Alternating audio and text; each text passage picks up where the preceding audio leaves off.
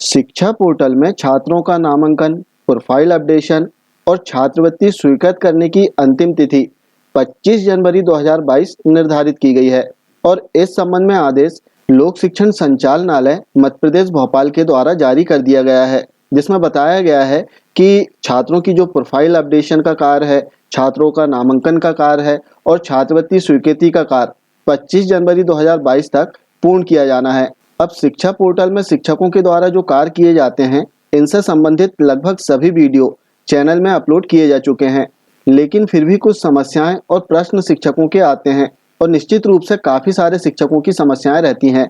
आइए देखते हैं कुछ बहुत ही महत्वपूर्ण प्रश्नों को, जिनके जवाब हमें पता होना बहुत जरूरी है। जैसे एक क्वेश्चन इसमें है कि अस्वच्छ धंधा छात्रवृत्ति की स्वीकृति कैसे करें। तो जैसे कि हमें पता है कि पूर्व के सत्रों में जो अस्वच्छ धंधा छात्रवृत्ति है, इसका कोड 2.5 था।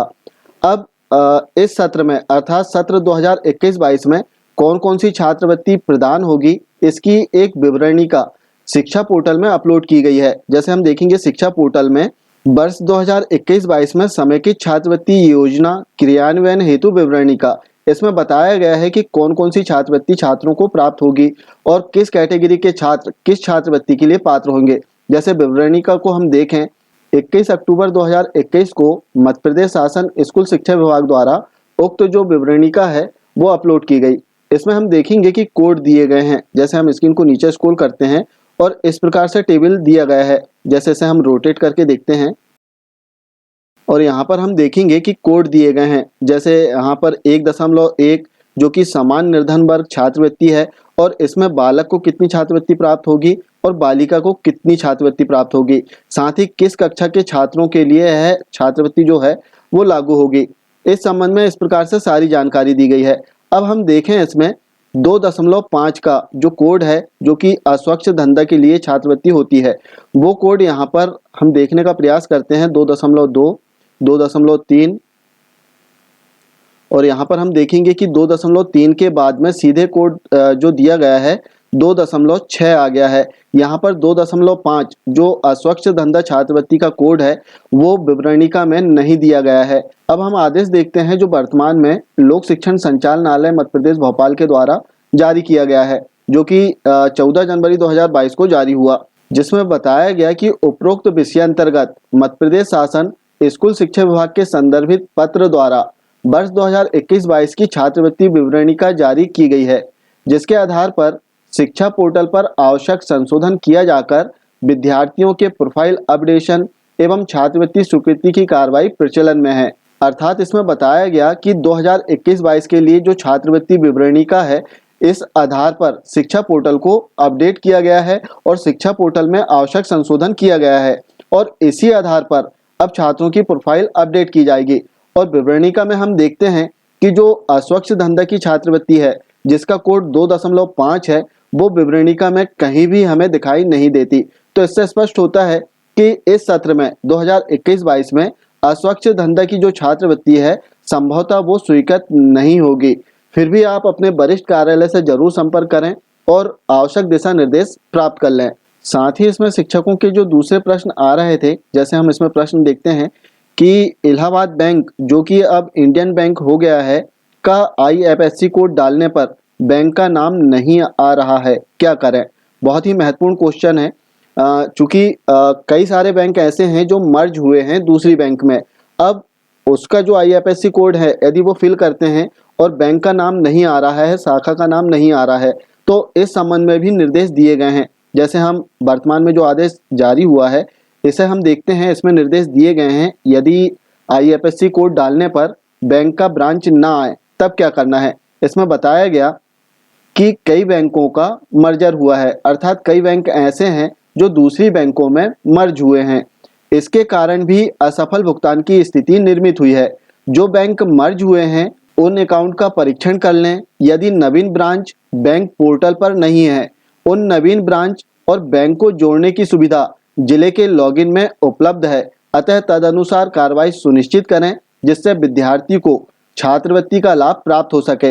अर्थात आदेश में स्पष्ट रूप से बताया गया है कि नए बैंक जो मर्ज हुए हैं और बैंक का IFSC कोड फिल करने पर बैंक का नाम नहीं आ रहा है, तब इसकी जानकारी हमें वरिष्ठ कार्यालय को दे देना है, जहां जिले के लॉगिन पर जो बैंक है इन्हें जोड़ने की सुविधा उपलब्ध है। तो जिले के द्वारा जो मर्ज बैंक है, जो नवीन बैंक है, जो दूसरी बैंक में मर्ज हुई है, ऐसे बैंकों के नाम पोर्टल पर आ जाएंगे। तो बहुत ही महत्वपूर्ण प्रश्न था कि यदि बैंक का नाम ना आए तब हमें क्या करना है। इसके लिए हमें अपने वरिष्ठ कार्यालय से संपर्क करना है, जहां वरिष्ठ कार्यालय के द्वारा जिले को इसकी सूचना दे दी जाएगी और जिले के लॉगिन में नवीन ब्रांच को ऐड करने की सुविधा दी गई है। अब देखते हैं हम इसमें अगला प्रश्न। इसमें अगला प्रश्न है कि सर लॉगिन नहीं हो रहा है, पासवर्ड भी रिसेट कर लिए लेकिन लॉगिन में अप्रत्याशित त्रुटि बता रहा है। मोबाइल पर पोर्टल लॉगिन हो रहा है लेकिन सिस्टम पर नहीं। समाधान बताने का कष्ट करें।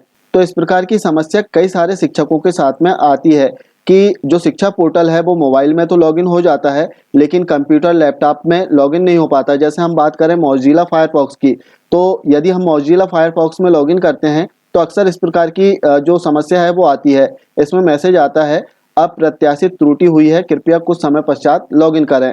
तो इसका एक ही समाधान है कि आपके सिस्टम में, आपके लैपटॉप या कंप्यूटर में जो मोजिला फायरफॉक्स है इसे अनइंस्टॉल कर दें और इसके उपरांत आप इसका लेटेस्ट वर्जन इसमें इंस्टॉल कर लें।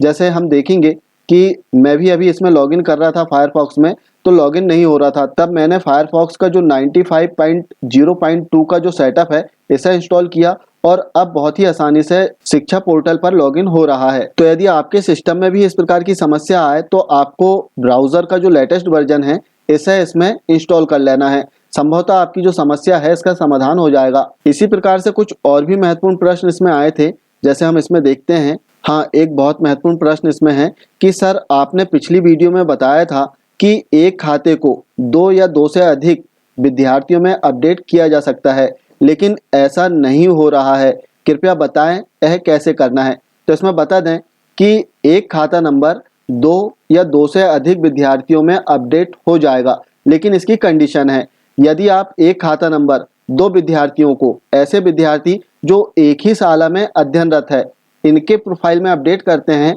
तो खाता अपडेट हो जाएगा। लेकिन एक ही खाता नंबर आप 2 अलग अलग छात्रों, अर्थात भाई बहन ही हैं लेकिन 2 अलग अलग शालाओं में अध्ययनरत है, तब इनकी प्रोफाइल में अपडेट कर रहे हों तब खाता नंबर अपडेट नहीं होगा। खाता नंबर केवल तभी अपडेट होगा जबकि छात्र जो हैं एक ही शाला में अध्ययनरत हों। तो इस प्रकार शिक्षा पोर्टल में कुछ सामान्य सी समस्या आ रही है जिनका समाधान आप कर सकते हैं बहुत ही आसानी से। अब इससे संबंधित जितने भी वीडियो हैं जो शिक्षा पोर्टल पर हमें कार्य करने हैं वो सभी वीडियो चैनल में अपलोड है। यदि आपको कहीं भी कोई भी समस्या आए तब आप कमेंट बॉक्स में कमेंट करके पूछ भी सकते हैं। साथ ही आप चैनल में जो वीडियो अपलोड है इन्हें भी देख सकते हैं। ये थी शिक्षा पोर्टल से संबंधित एक बहुत ही महत्वपूर्ण जानकारी। आशा है जानकारी आपको अच्छी लगी होगी। मिलते हैं कुछ इसी प्रकार की जानकारी के साथ में अगले वीडियो में। तब तक के लिए जय हिंद।